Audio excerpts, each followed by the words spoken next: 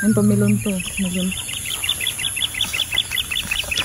Itong may mga tinaman na to. Ano tawag dyan? Pag may mo siya, pag tinaman mo siya, tapos may mo nabarimbihe, dapat aalagaan mo talaga rin to. Kakauno na yan ano. Lupa? Nagluwas. Yung mga garo luwas oh. Iso seeds. May luwas. Bagong ano pala yan? Bagong... Sarad. Grabe nagluwas. Ang luwas talaga. Nag-uran pa ano-ano kagabi no? Kaya na ano so daga. Gaano naman sa ugat? Ha? Gaugat na siya. Gaugat na. Madali lang 2 to 3 days germinate na. Antutin na ano na naabot na ning punggos eh. Pag ano pa ano atong dayami. Yan ta ano pa oh. Oh yeah. Papunta na. Matata. Iyo. Ano muna pa. Nila nung pag ya tanong pala siya ti, yala ganan yun ang fertilizer. Sa ilalim, pinakailalim niya.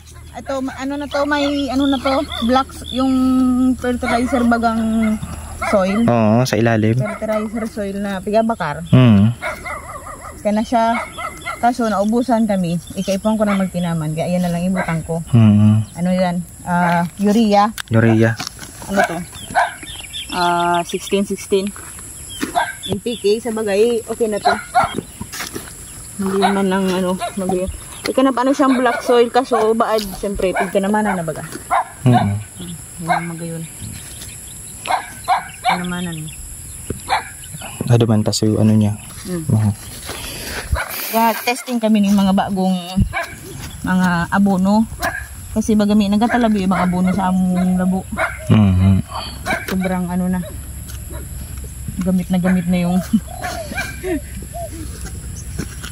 pero may mo aram kung ano talaga, may mo aram kung sa pag-farming, may mo aram kung ano yung masunod mong halimbawa nito okay yung ano, okay yung tinaman mo na to.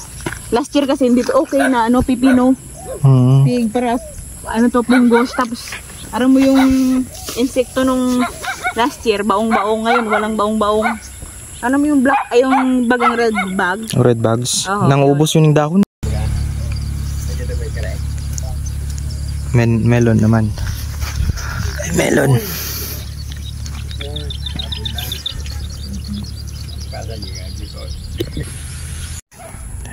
Ito guys, mga melon. Ay melon. Melon. Ayan.